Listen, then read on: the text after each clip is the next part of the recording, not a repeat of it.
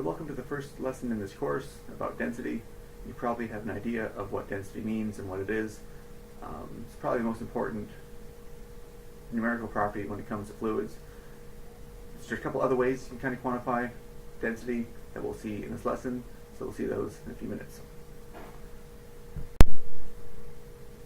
So again, as you may know, definition of density is mass divided by volume.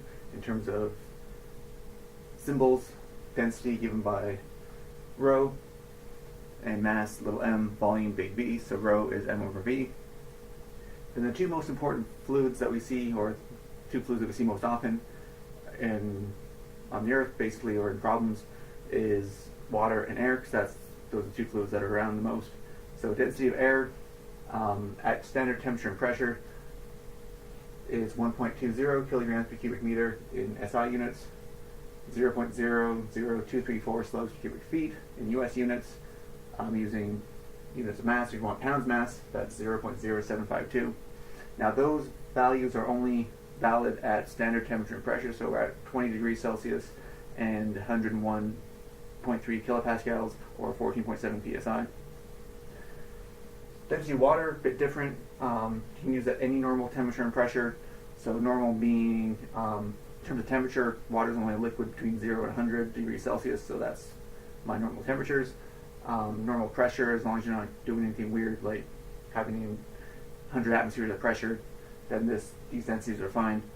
So 1,000 kilograms per cubic meter in SI units, or a lot of different values for US units depending on what you choose for your values mass or your volumes, cubic feet or gallons.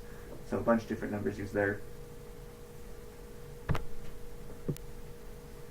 If you want the density of air at different values, so at different temperatures and pressures, you have to use the ideal gas law, which we'll see in the next lesson. In terms of water, as I said, any normal temperature and pressure, even temperatures up to about 100 degrees, the densities only goes down by about 4%, it's about 960. So that's only a very small difference. So that's why it doesn't really matter what the temperature and pressure is. 1,000 is always useful, or the US version is always useful as well. So as we just saw, there's a big difference between air and water, and that difference basically is that one of them you have to worry about density changing, the other one you don't, and that's kind of the definition of an incompressible fluid, although specifically incompressible fluid means that the density does not change with pressure specifically. So think of that as I take some object, some fluid, and I start squeezing on it. If I squeeze it, does the density, or does the volume change? If the volume changes, then the density is going to change because mass has to be conserved, so mass is going to be constant. But if you change the volume, you're going to change the density. So in real life, obviously if you squeeze on anything, it's going to change the volume by at least a small amount, even solids. If you squeeze them, they're going to change, but for solids, the change in volume is negligible. It's really, really small. That's also the case for most liquids. If you squeeze water, you're not going to change the volume by that much. And so we consider that to be incompressible, even though it changes a little bit. We basically call it zero and ignore it. So that's incompressible fluids. On the other hand, most gases are compressible. They do change with pressure and temperature. Again, the ideal gas law that we'll see in the next lesson. And when density does change, when we deal with a compressible fluid, there's obviously a lot more to deal with. Density is constant, it's a much easier situation. So most fluids in this course will be considered incompressible. The compressible version of fluids is a whole other course. So as I said at the beginning, there's a couple other ways we can parameterize density. So a couple of related topics are specific weight and specific gravity. Density is a mass density. It's mass divided by volume. Specific weight is like a weight density. It's weight divided by volume. So if you think of weight divided by volume, that's m times g over v, or m over v is density. So take density, multiply by gravity, you get specific weight. So obviously for water, specific weight in SI units is 9,810. Take 1,000 kilograms per cubic meter, the density, multiplied by g, 9.81 meters per second squared. End up with 9810 units per meter squared, meter cubed. And then in terms of US units, I have 62.4 pounds, and this is pounds force as opposed to one we saw before, which was pounds mass. So 62.4 pounds force per cubic foot. Remember, pounds mass was derived to be 1 pound's mass equal 1 pound force. So going from mass density to weight density, it's the same number. And then the other way we can parameterize the density of a fluid is with something called specific gravity.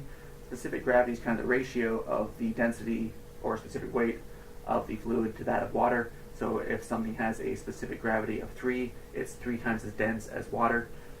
So specific gravity S is just whatever the density of the fluid is divided by density of water, or equivalently the specific weight of the fluid divided by the specific weight of water, because the G's just cancel out, so it's the same thing. Then obviously for water, specific weight is 1, because I have water over water.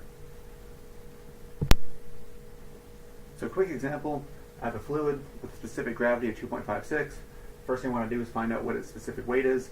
So this is kind of understanding which one's which. They both kind of sound the same, specific weight, specific gravity. So knowing which one's which. And the second part, a little more complicated, has a mass of 13 pounds mass. I want to know what its volume is. So part A, again, specific gravity is capital S, that's 2.56 given in the problem. Specific weight, gamma, that's what we're looking for. So relationship between the two, S is gamma over the gamma of water. Rearrange that for the gamma of the fluid, specific weight of the fluid, and that's just S times the specific weight of water. And so I take my S value, 2.56, multiply it by specific weight of water, 62.4 pounds force per cubic foot, end up with 160 pounds force per cubic foot for part A.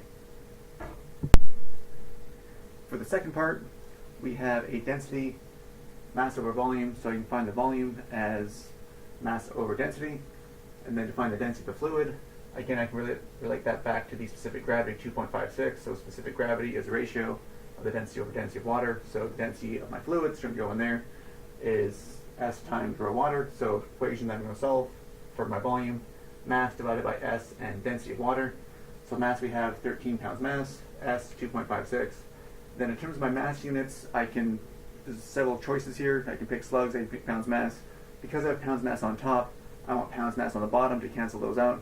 And I'm left with cubic feet, so I'm left with 0.08 cubic feet as my volume. Another way you can do this is think of my pounds mass as a weight in terms of pounds force. So mass is weight over gravity. So my 13 pounds mass becomes 13 pounds force, but then I need to divide that by 32.2 to get into the mass units of slugs. And so still have 2.56 for S, and now my density, I want that in slugs, it's 1.94, and have the same answer, so that's another way to do that.